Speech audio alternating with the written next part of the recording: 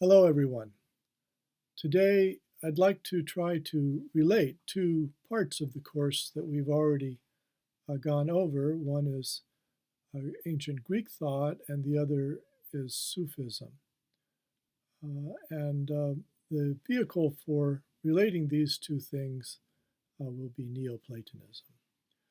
Neoplatonism, uh, as contemporary historians of philosophy define it, is a movement of the Roman Empire, really, the period of the first centuries after Christ.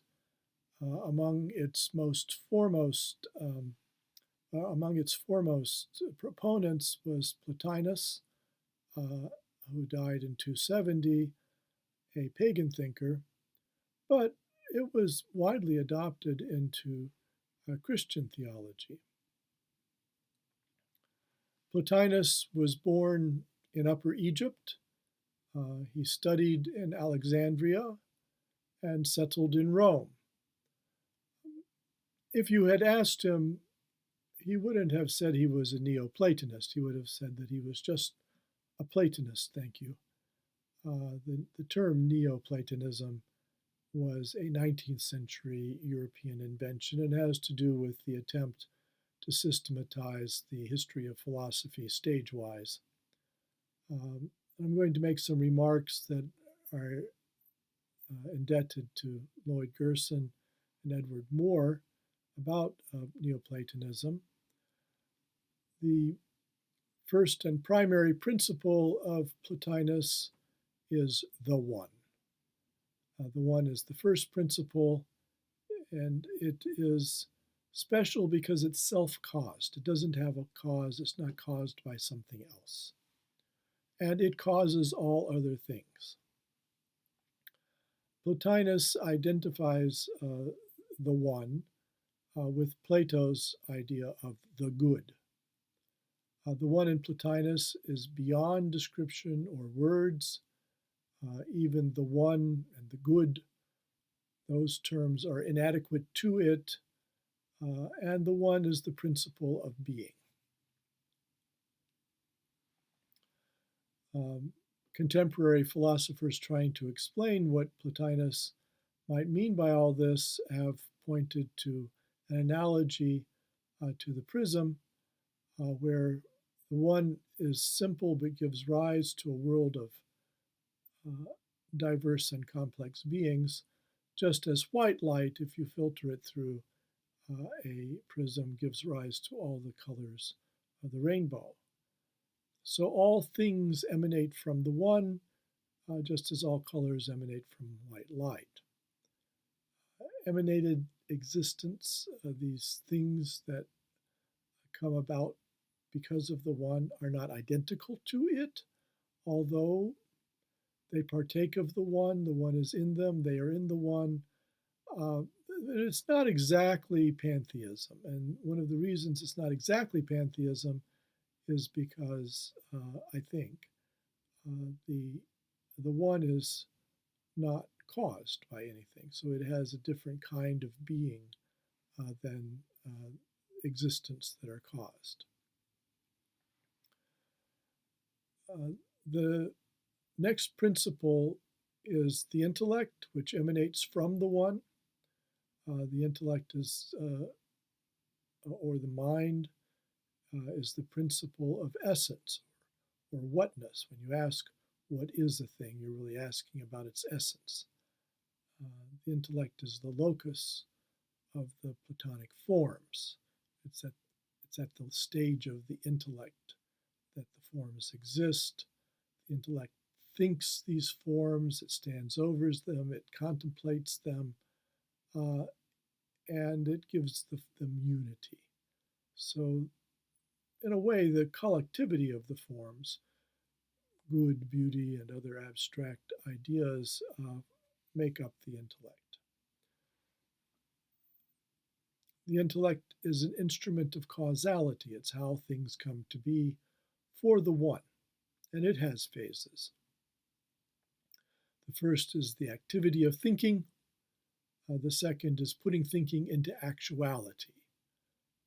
and it is that second uh, practical form of thinking that gives rise to the forms. There is a sense in which you could say that the one needs the intellect to produce things that are intelligible in structure, because pure simplicity is unimaginable. The intellect is both one and many. It contemplates the one, it looks back up towards the one, it contemplates the multiple forms below. The third principle of Plotinus is the soul. The soul is both contemplative and active, and it contemplates the intellect when it looks up, and that's the higher part of the soul. But as the characteristic of the soul is that it can descend into the world of matter. It can be entangled in gross matter and enter bodies. And so the world soul, the abstract ultimate soul, emanates individual souls, and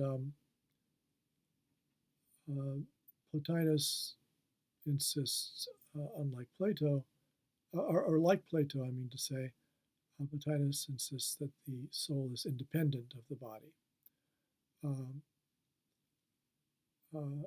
Aristotle would differ, I think.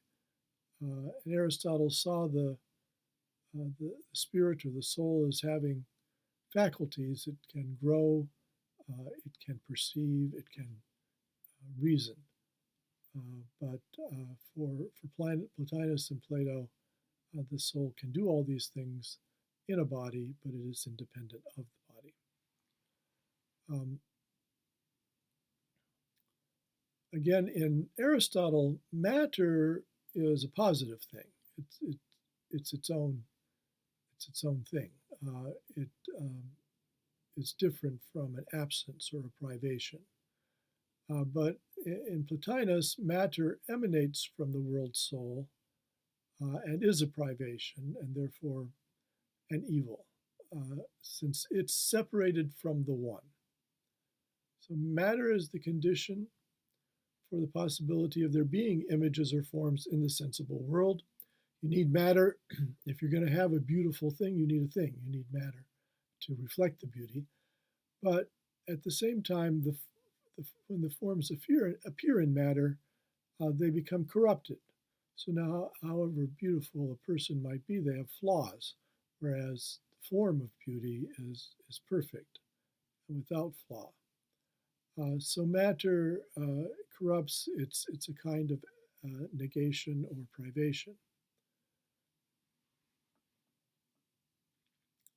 The task of the soul, according to both Plato and Plotinus, is to contemplate the perfect forms and engage in philosophy so as to glimpse true reality. And by seeing what is truly good, what is truly beautiful beyond gross matter, an individual can ascend to become divinized or godlike, which is true happiness in this system. Human happiness, according to Neoplatonism, lies in coming as close to godlike characteristics as possible.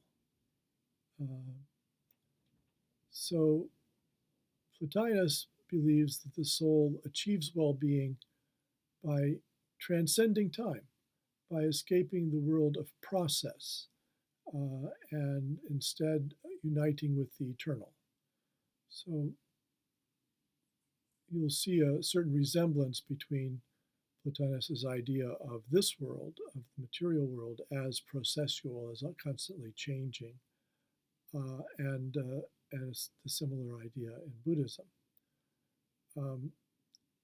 On the other hand, not all Platonists agreed that the world of process and time was something to be escaped from. Proclus, one of Plotinus's successors, argued that the soul flourishes because it acts in time, and in so doing reveals divine providence, reveals that the divine cares about the individual. Plato speaks of the need for a return to one's real self. Plato thought we can lose our real selves, and he has Socrates interpret the famous inscription at Delphi, "Know thyself, know yourself," as meaning see yourself as you really are. And Socrates says that the best mirror for a soul is another soul. And not any part of the soul, but that part which partakes in real being, the more divine part of the soul, and which is ultimately more like the divine. This metaphysical system of Plotinus and the other Neoplatonists, as I mentioned, was enormously influential on Jewish, Christian, and Muslim theology. Philo of Alexandria, who died around 50 of the Common Era, was a Jewish Platonist, and he himself went on to have an enormous impact on Christian theologians. They jokingly sometimes called him Bishop Philo. Christian theologians such as Origen incorporated Neoplatonic principles into their systems. And then ultimately also Islam adopted, or many Muslims adopted Neoplatonic forms of thought, especially in the east of the Muslim world, Iran, the Indian subcontinent, Turkey. Neoplatonism really became one of the primary forms of Muslim philosophy. In the far west, you had a few Aristotelians. Ibn Rushd or Averroes of Andalusia was an Aristotelian. But in points east, they were largely Neoplatonists. And I personally would argue that there are signs of Neoplatonism in the Quran itself, in the Muslim scripture. The word for principle, or sometimes just for the way, in Neoplatonism in Greek was logos, and of course that occurs in the beginning of the Gospel of John. In the beginning was the Word, and the Word was associated in Christian theology with Jesus. But in the Quran, the word is either in Arabic kalima, or a loan from Aramaic was used sometimes, melta. Both, I think, were often glosses on the Greek logos. And so there's a passage in the Quran where it upbraids Jews and Christians for saying that, the only way to be guided, the only way to get to heaven is to become a Jew or a Christian. And it says, no, you follow the logos, the word of Abraham, and you can be saved. So I think it implies that Jews, Christians, Muslims, anyone who follows a tradition of prophetic monotheism, like Abraham's, can be saved. And I think it's been obscured to people that the Quran is talking about this logos of Abraham by the passage of time and the difference in terminology.